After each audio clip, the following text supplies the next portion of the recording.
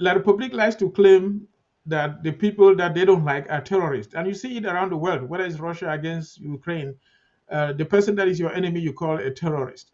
But if you go back to this definition, the question is who is taking violence and intimidation against somebody who is not armed and is harmless in order to pursue their political aims. And if you look at the situation of La Republique and Ambazonia, since we joined them in 1961, um, the Ambazonians or the people of the former British Southern Cameroons have never ever picked up arms to fight against La République du Cameroon to impose an aim of whatsoever. We have never actually articulated an aim that we wanted to accomplish politically against La République du Cameroon. On the other hand, La République du Cameroon has done everything using its military to intimidate our people. If you go back to the history, when we still had prime ministers, even in the days of Joa, as soon as we acquired our independence, in 1961, La République immediately sent their gendarmes and their military into our territory, and they were maltreating people, individuals just walking on the road.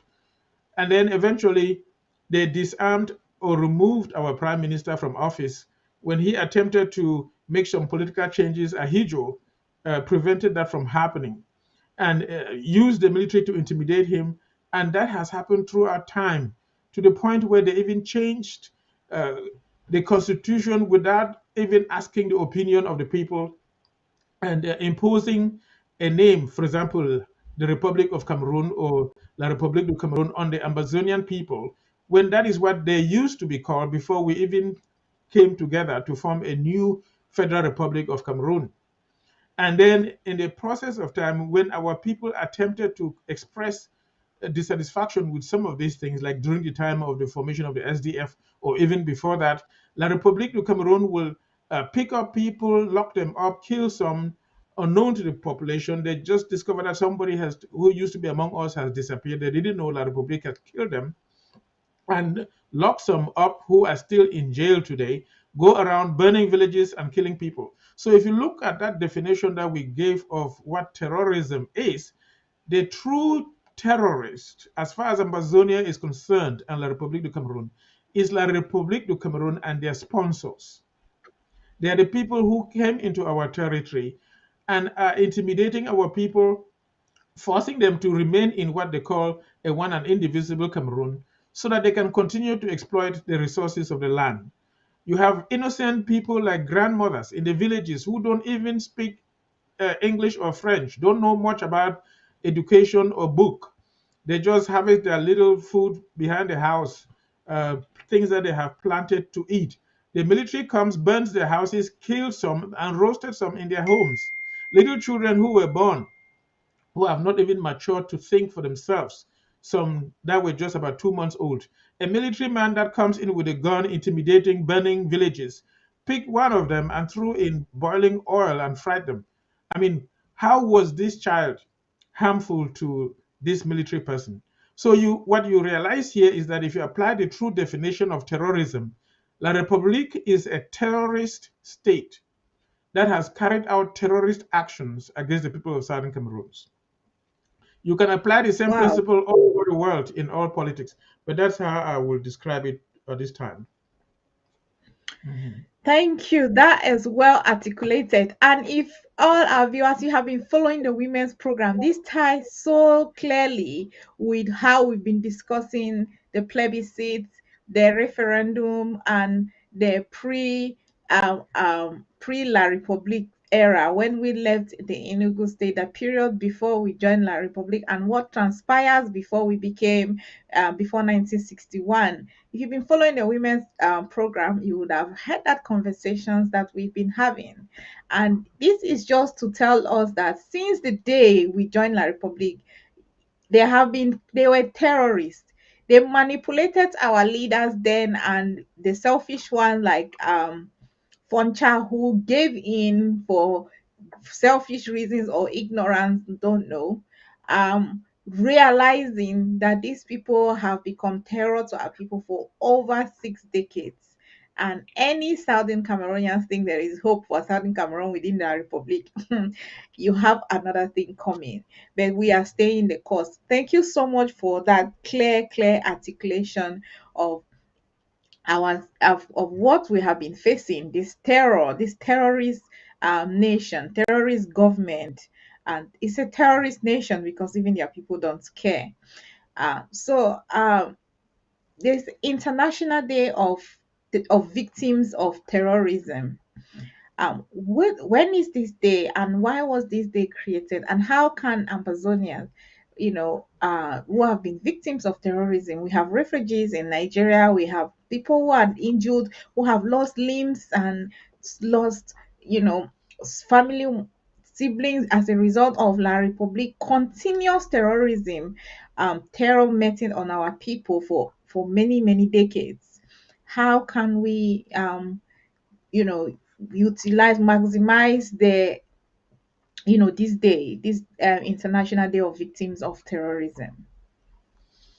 So the International Day of Terrorism was a day that was set aside by the United Nations in 2017, and it was designated to be August 21st of every year, that all the nations on earth are encouraged to take time and pay tribute to all victims and survivors of terrorism all over the world.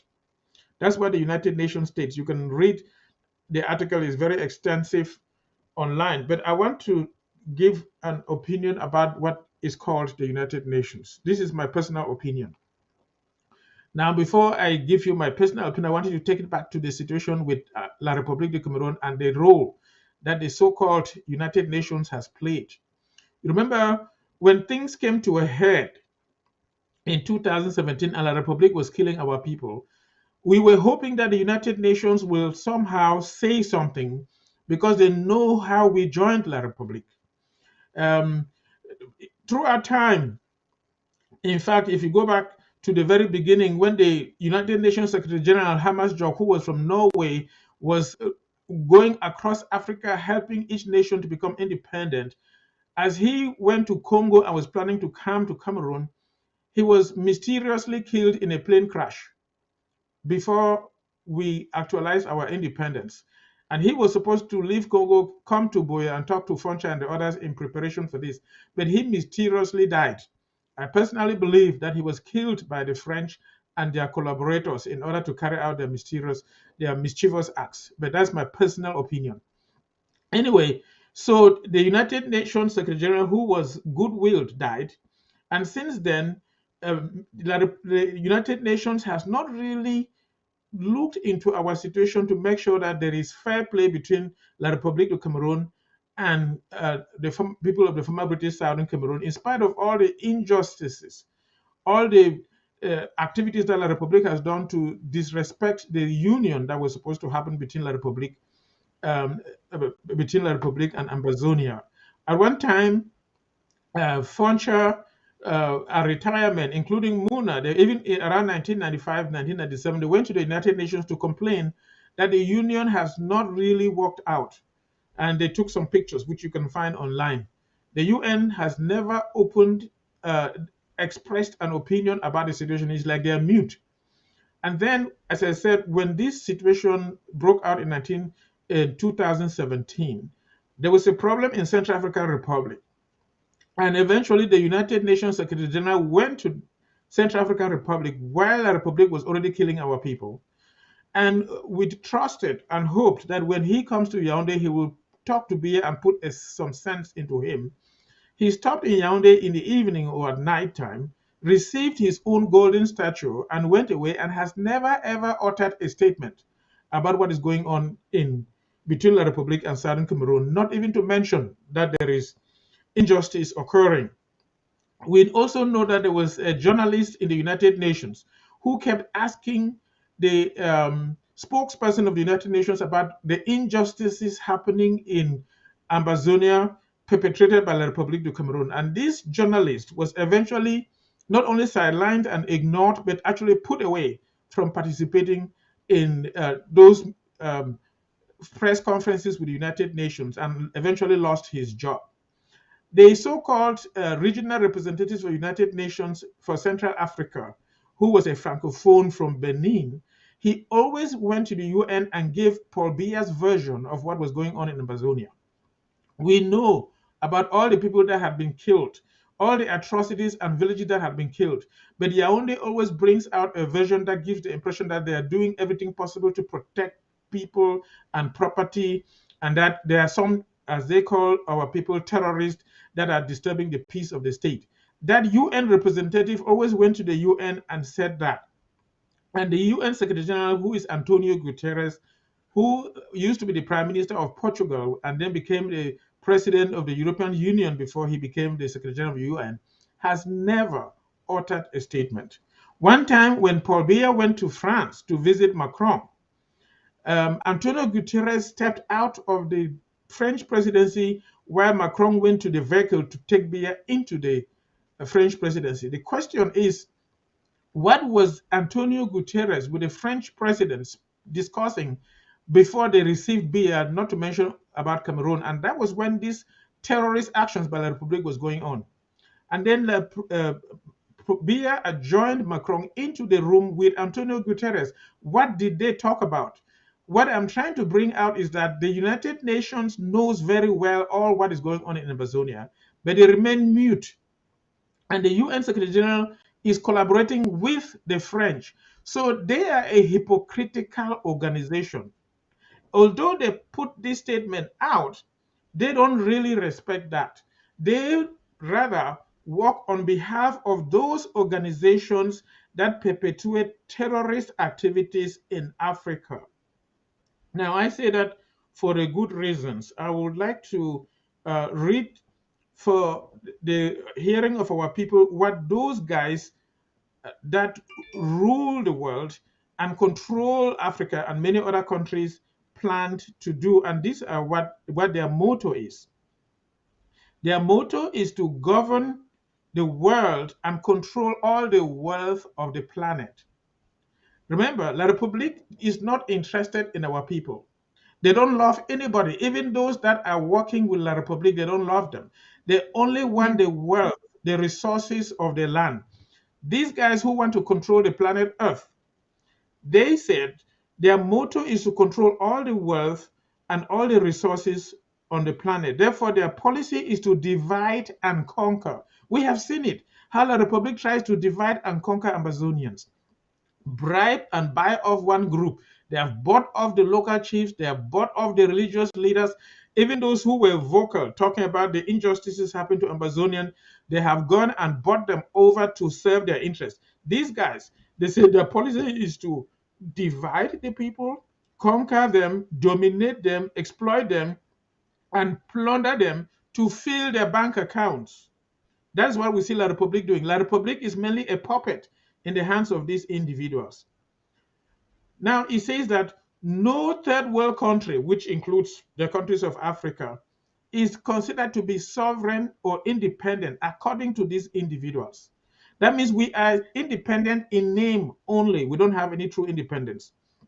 All power in the third world countries is controlled by them and exercised with pressure on the leaders who are merely puppets in their hands. That's why Biya is a puppet of France and the countries that are collaborating with France.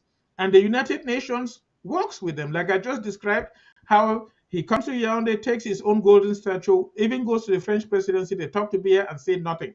They collaborate with them to perpetuate these actions that I'm describing here. So, and all third world countries are divisible. They can change the borders anytime. If they want, they can acknowledge that Ambazonia is an independent country, just like they acknowledge that South Sudan is a separate country from Sudan. They can acknowledge that as long as it serves their interest. All dictators, this is what they say, must put all their fortunes into their bank accounts. So that's why most of the dictators, and that's why Biya goes and spends all his time in Switzerland. Most of the dictators put all their money in Switzerland in Western economies. These guys force them to, and if you don't do it, they'll kill you. He says these fortunes will be used and sometimes given as donations or as assistance to third world nations. So when they come to say they are aiding us, it is not any aid. They first of all have looted the whole country. Then they come and give a symbolic small amount, calling it an aid or a donation. All Mm, any power or government established by them, these countries that control power on earth, is legal but unlegitimate and considered democratic. But any other power that is not recognized by them is illegitimate. That is why, like now in Niger, the president who was a puppet there was serving the interest of these individuals. And the people of Niger were suffering and getting poorer and suffering. So they decided, the military people got disgusted and decided to remove that person from power. But what do you hear them saying? They call it that it is undemocratic, it is usurping the mm, constitutional order, the one that guy put back in there. It is that is not what the truth is. They want somebody who will allow them to continue looting the resources of the land, and they allow these individuals to amass wealth for themselves, not for them to enjoy, but to carry it back and put it into their bank accounts, which predominantly is in Switzerland and Western countries, which can include Germany and France and even here in the United States. That way, the country becomes extremely poor. So, after looting the nations, the little that is left, the political class, in starting with the so called president, who is a puppet in their hands, and their ministers, they carry it away and put it back into those accounts, and the country remains poor. That's why there is no development infrastructure like roads and things that we always cry about, simple things like having water or good hospitals. You don't have them. These guys want it that way. So if you look at it from that perspective, beer is serving their interests very well, not only in Ambazonia, but also in La République du Cameroon. Keep the people extremely poor and loot and carry everything and hide it in Switzerland, thinking that he is wealthy. The Mumbutus did that. They kept a lot of money in Switzerland and they died, and all that money is gone. By the time Mobutu died, they said he had over $5 billion. All that money is gone. Abacha and all the other dictators all around the world, they all keep their money. They are compelled by these individuals. And what they do, they basically gather these individuals who are interested in leading or being politicians, put them together in secret societies like the Freemasons and Rosicrucians, indoctrinate them, I believe personally, hypnotize them to serve their interest. And then they come and feel like they're the most important people who have been successful. They are leaders, they have high positions of authority, they have money, they have resources like buy land, build houses, they can do almost anything that they want, and compared to other individuals that consider themselves wealthy. But these are just puppets used by these individuals to loot the land, to control the resources. And the true terrorists are those individuals that use these puppets in our land. So Paul Biya is just like a glove in the hand of the true terrorist oppressing the Ambazonians for the resources in Ambazonia. So the United Nations is actually speaking a worthless organization because it serves the interest of these individuals who use those dictators as puppets. And this has been exemplified by Antonio Guterres, who has said nothing about Amazonia in spite of all what has happened. They make like nothing is going on at all. And we have had over 60,000 people killed since this war started, but nobody coughs a word about it. That's my opinion about the United Nations. But the day of International Day of Tourism was, pronounced by the United Nations. That is just a hypocritical statement. The United Nations is a hypocritical organization. I believe that it is, from my perspective, is my personal opinion, it is a terrorist organization itself. wow, thank you. I gathered so much from what you have just said. And if any Ambazonia has been listening to what you have said keenly, they will understand our approach to diplomacy. Or when I say our approach, I mean the interim government of headed by President Samuel Sako Ikome, because he has been very tactical in his approach to diplomatic ventures that has put into considerations all of this awareness that we all need to have so that we don't make flimsy comments on social media and throw statements left, right, center. We express our ignorance with boldness everywhere when it comes to diplomacy. So thank you for that for that depth that you have brought to us this evening regarding International Day of Terrorism and the organizations backing, uh, pronouncing this day. And it's clearly that for our people, we need to be aware that though this day, International Day of Victims of Terrorism, which we have been victims, and the United Nations, putting all their usual smoke screens, statements, have not made any comments on the terror we have been facing, considering that they are fully aware since our leaders in the 60s even went to them and said the union is not working. La Republic approach obviously was to annex Ambazonia from day one. And our leaders realized it when they already exert their power over our territory with terror, and they have consistently um, do that. And we cannot be acting as if this is news. We cannot behave as if it started with the teachers and lawyers. We have been going through it for decades, 6 decades and more to be specific. So it is our time, and we have the ball in our court to ensure that we totally liberate ourselves from La Republique clause. Thank you so much. And we will now move to the International Day of Victims that have been forced disappearance. You did hint on it earlier how some of our people they used to think they disappeared. Meanwhile, La Republic have killed them when anybody tried to raise awareness of how La Republic was treating Ambazonians. But let's look at this. What is the International Day of Victims of Forced Disappearance, and what the meaning or history behind that?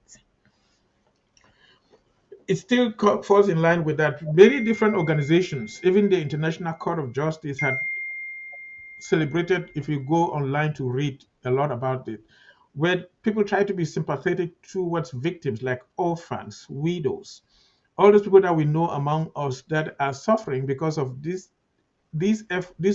efforts of terrorism perpetrated on them. They lost their home, they lost their jobs, they lost their parents. Some are stranded in foreign lands without any social connection, and they don't even know where to start.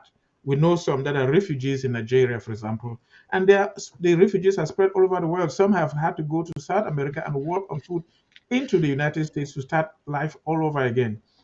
So basically, it's an opportunity for people to be made aware that there are people like this among us, so that we do our best. We appeal to the best instincts of our consciences to be sympathetic towards these individuals. When you find an orphan, a widow, or somebody who is lonely, stranded, that we try to help them. Don't wait on the United Nations. Like I said, it's a hypocritical organization. They pretend to have refugee camps and that they're helping them, but they use those to enrich themselves. If you hear the story of our refugees in Nigeria, they sometimes refuse to even register them and pretend to collect money from people, benevolent people, but they never use the money to help them. So if you're waiting on the UN, you're wasting your time. But however, like it's customary to us in our culture where we are sympathetic towards the suffering, this is an occasion for us to appeal to our good consciences to look around us, those people that have been displaced and are suffering, that we share what we have with them. Even if it is just a little, you break a portion and give somebody. If you have the ability to promote them or help them find a job or even house them, that we take care of each other. In principle, we are one another's keeper. That's how I would look at it. If you're waiting on the so-called international organizations, the Red Cross, the UN, those are just high-sounding names.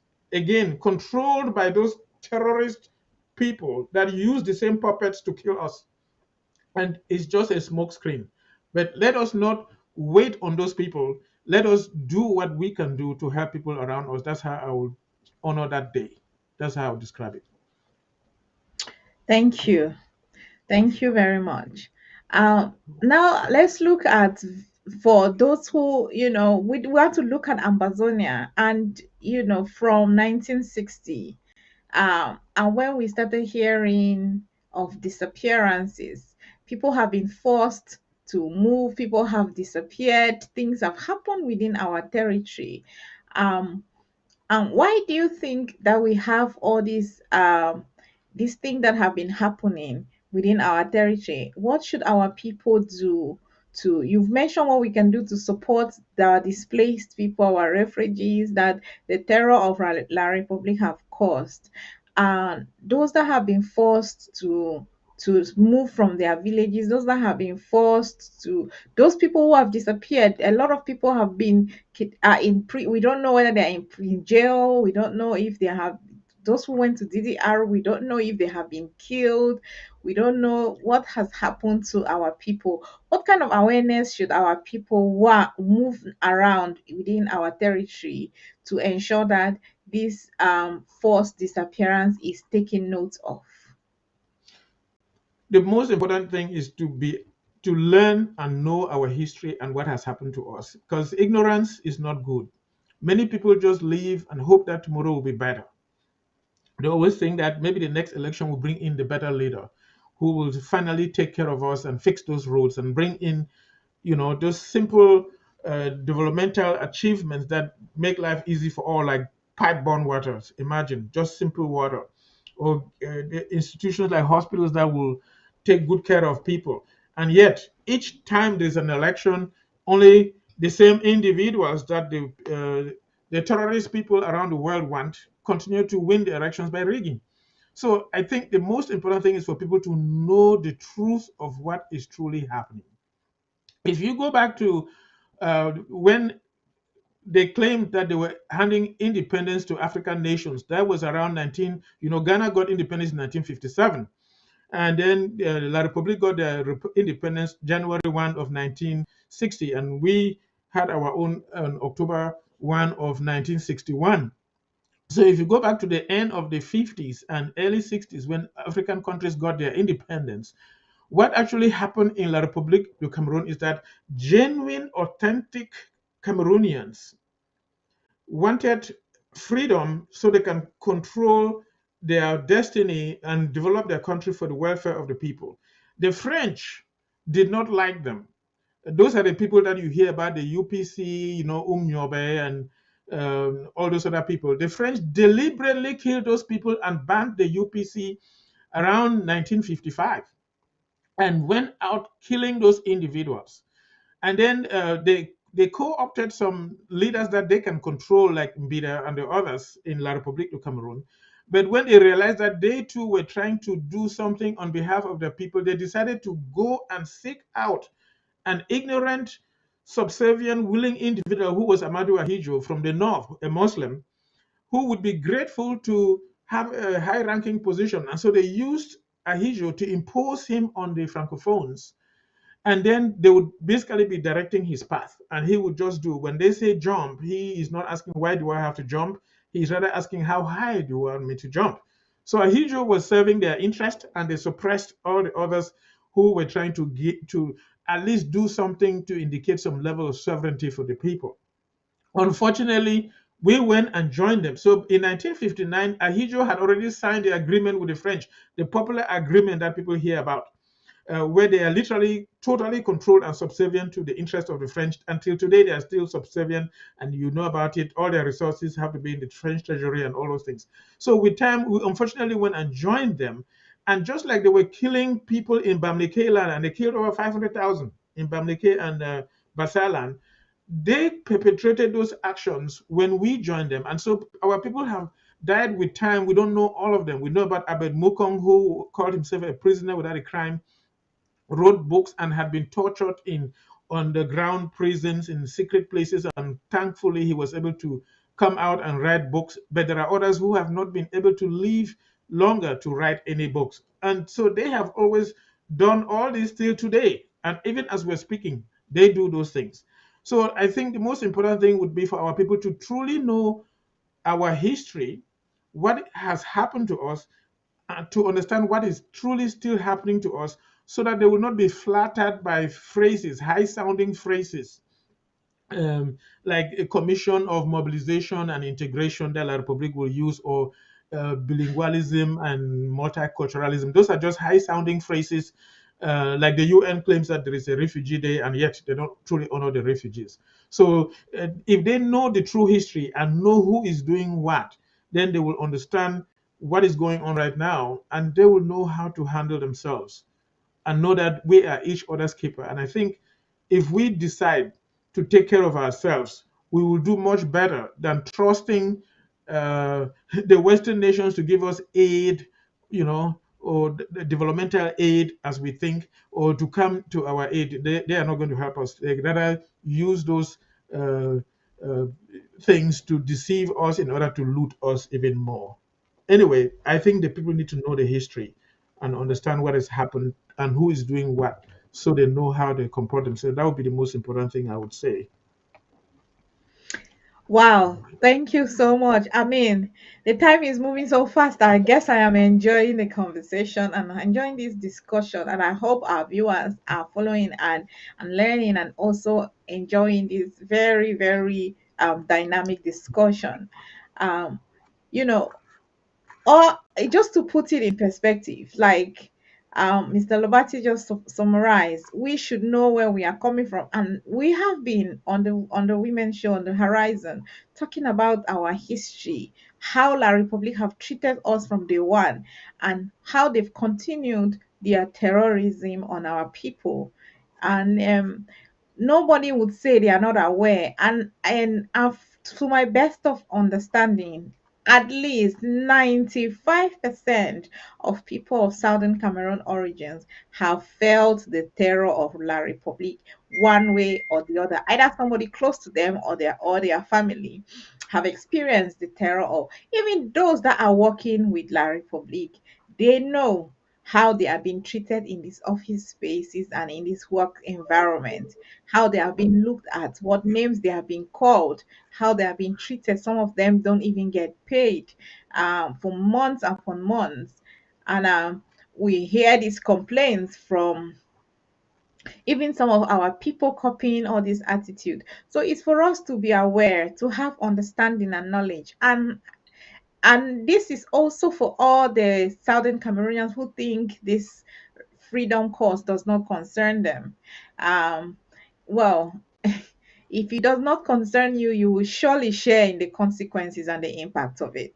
So it's rather you became aware and act accordingly. And we'll move to our final part of conversation today, which is our 1st of October preparation and preparation of a celebration of 1st of October, our Independence Day, where we actually had our independence from the West. But following from our conversation now, you will know that we need to fight some more and we need to become self-sufficient and not be depending on foreign aids. And as we continue to fight for our liberation, it's time for us to muster systems that wouldn't be internally dependent, not external. Mr. Lobati, what do you have to say in regards to our 1st of October celebration and how we should prepare for it? Yes, 1st of October for us is like your birthday. If here in the United States, regardless of how old you are, every year we celebrate each individual's birthday. It's a day when people think of you and try to make you feel unique and special. So, 1st of October for Ambazonia is a unique day that we need to think of, the day that we believe we acquired our independence from the control of Britain and the Western world, and we're supposed to be independent, so that we keep reminding of ourselves who we are, what has happened to us, and also what we're supposed to be. So it's a day for us to um, take stock and remind ourselves of what the significance of that day was and celebrate it. We are free citizens. We sing it in our national anthem. We say, we praise the Lord our Savior who granted us our freedom. We need to see ourselves as free in spite of the terrorist actions, terrorism perpetrated against us by La Republique and their collaborators. You need to believe in yourself, as we say. So we need to see ourselves as free and celebrate it proudly, and not the foolish pride. But what I mean is, uh, take cognizance that we are important, we are significant, we are not insignificant in spite of the looting and the killing and demoralizing actions that has happened to us. So we can celebrate it, whether in gatherings. Sometimes we can cook special food. I see some people playing sports and all kinds of activities, displaying our flag to demonstrate who we are in so many different ways. There is nothing wrong in what we're doing. I know that on the ground in La Republic of Cameroon, when they see you with the flag of Ambazonia, they kill you. But where I am in the United States, each group can decide to acquire a sense of uniqueness and demonstrate it with a flag. The government does not come after you. So if you think that you are unique, you have a special flag. We even have in this country the Confederates who were defeated in the Civil War. They still display their Confederate flags and celebrate it, put it behind their cars, and nobody locks them up. So there's nothing wrong for Ambazonians to have their own flag, even before other nations recognize us. There's nothing wrong for Ambazonians to celebrate their uniqueness, the fact that we were controlled by Britain and we are uniquely different from La République de Cameroon that was controlled by the French. There is just nothing totally wrong with that. It does not matter whether you are from the southern zone or the northern zone. The concept of this of the southwestern and the northwestern was brought in to divide us, like we read. They want to divide to conquer. So they make you feel you're different from the other. But whatever the case, we have a common history. The Germans first came, carved out the land where we all belong. Then the British controlled us for a while. And so we have the British sense of doing things or the English Anglo-Saxon way of doing things in us. It does not mean that a man who is from the extreme north of Amazonia, say Wimbumland, that eats corn fufu with special vegetable is suddenly the same as somebody who is from the extreme south who eats something totally different. But we have a common history that we were first controlled by the Germans, then the British, and therefore we are uniquely different from those that were controlled by the French. And there's nothing wrong for us celebrating that and feeling like we have a sense of oneness. Plus, injustice has happened to us by La Republique. La Republic is looting each one of us. They loot the resources of the southern zone, the oil. Many people think that oil is only in the southern zone, but that's not true. If you take the map of Nigeria and see where uh, oil resources are demonstrated on the map, you see that they harvest oil right through to pass Womb, going to Donga Yes. Mandu. But also, Yeah. you also realize that Chad has oil, Niger has oil. So oil does not respect borders.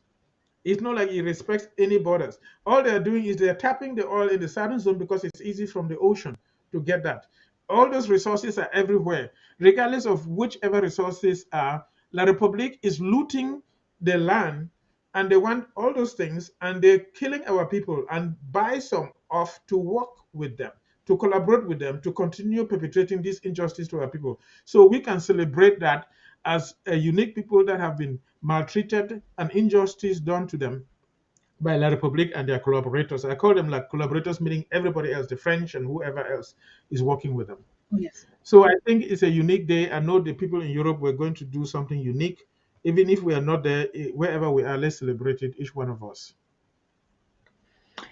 Yeah, thank you, thank you. And yeah, you mentioned our people in Europe. Yes, in Berlin, from the 28th, I think from the 29, yeah, from the 29th of September up to the 1st of October, we are having events in Berlin. So Berlin will be hosting the Euro Ambazonians in Europe, and everybody should be making their way up to Berlin from the 28th to the 29th. We have a lot of event celebrations and activities that has been planned by our comrades in Berlin, in Germany, to see that we have a unique and outstanding and a wonderful 1st of October. And yes, I will be there live and direct in Berlin from the 28th to celebrate with our comrades over there. And everyone in Europe is encouraged and reminded to join this celebration. There will be demonstrations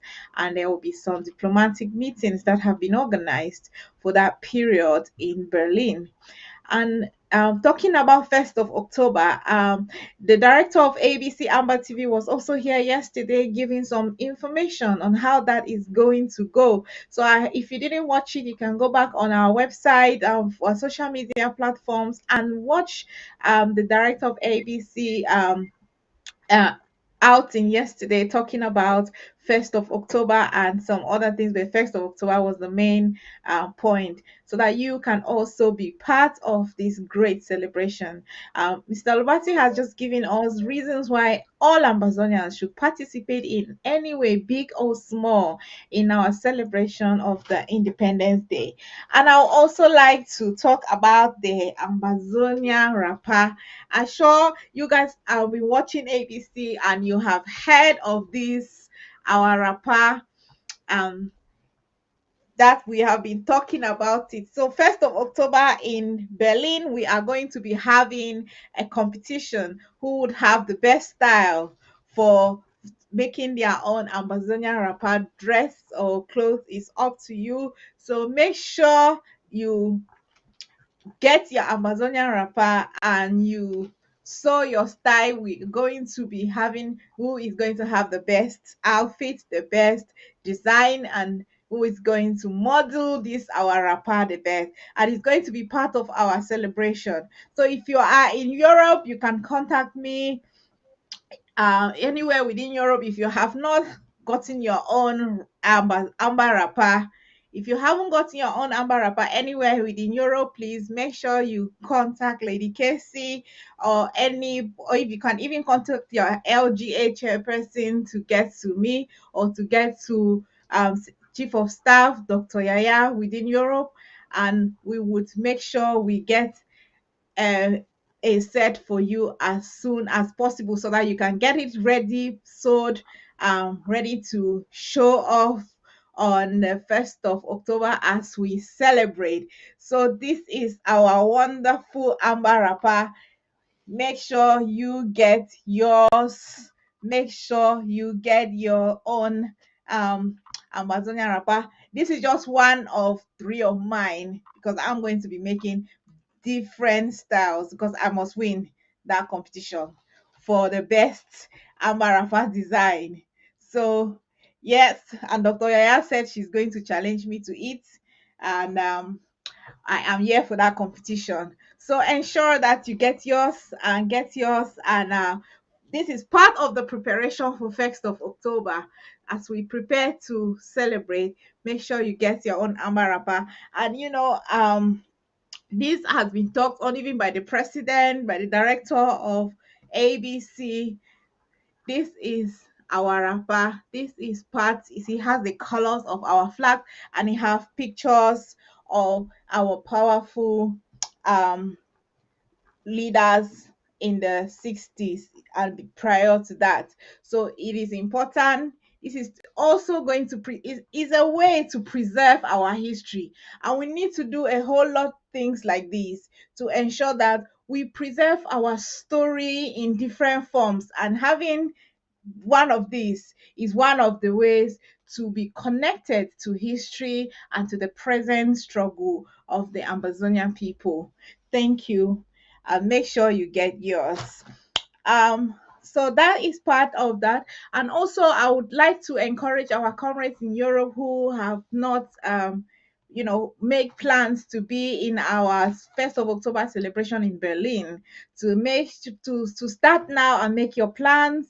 And information are going to be shared out there, and we'll be coming through to ABC with more information on those who want to participate, and who needs to prepare to be in the celebration in Berlin, because Berlin will be hosting Ambazonians in Europe, and we are looking forward to that great event. Um, I want to thank our viewers for watching. Mr. Lobati, can you bring? Yeah. I'll just, before we round up for the show for today, I'm just talking about our 1st of October celebration in Europe. I know there's also going to be the UN Day. I'm not sure if you're aware of it. The president also mentioned the UN Day, which is the 30th of September, where all Ambazonians will come out everywhere they are with the United Nations flag to send a strong message to the UN, um, to let them that our people are resilient, that we until we get our independence, we are not backing out. Just before we round up today for the show, got your final words and what you have to say to our viewers as we close for today. Well, we just want to thank you and everybody who has listened. We're grateful for our nation. We thank God for our nation. We are unique. We believe that God loves us. We are not what La République portrays us to be. We're a unique and special people that God loves and that are respected. We have dignity. We handle ourselves with respect. We are not terrorists. Uh, we are kind and good to each other as well as even to foreigners. And so we just want to thank our people and encourage them that they get well informed about our story, about who we are, and also speak the truth. You know, eventually we will emerge winners. This is surely going to happen. La République, they can go to whatever length they want. But at the end of the day, Ambazonia will emerge winner and we will be a sovereign nation, thriving very well, excelling right where we are in our home country. That's what I would say to our people right now. Absolutely, absolutely. That is the perfect way to round up with this mindset that as we stay the course on the horizon, we should know that we would emerge winners. And when you are fighting for a liberation with a winner mindset, there is no sacrifice that is too much for freedom. Thank you Mm. all for joining us today on the horizon. Hope to see you again next week Friday, same time, same place on ABC Amber TV. Have a great evening. Bye bye.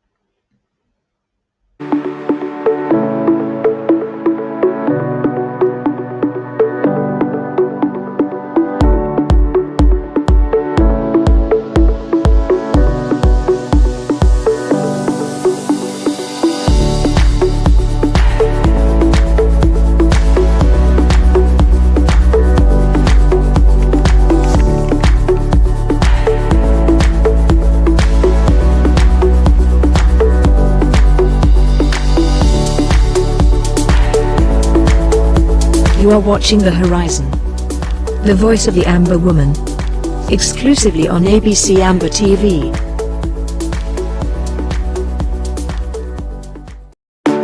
The piece of cloth made in Ambazonia, a land brimming with history, courage, and the indomitable spirit of its people, a profound reflection of Ambazonia's collective identity and our unyielding struggle for freedom. A full representation of who we are, what we are, the history, story, and the struggle. It's a piece of cloth you should have in your closet. It is woven into a rich tapestry of cultural heritage, traditions, and long-standing desire for self-determination. Proudly adorned with unique patterns and symbolizes unity in the Ambazonian people. The cloth's patterns and colors mirror the courage and hope that fueled their aspirations for a brighter future. Each thread represented a story of bravery, sacrifice, and the unwavering commitment to justice. The piece of cloth made in Ambazonia became more than just a garment. It transformed into a symbol of a call for recognition, worn proudly by Ambazonians and their allies worldwide. It carried a message: we exist and we deserve to be heard. As long as the cloth adorns chests and shoulders, the spirit of Ambazonia lives on, and the hope for a free and united land remains alive.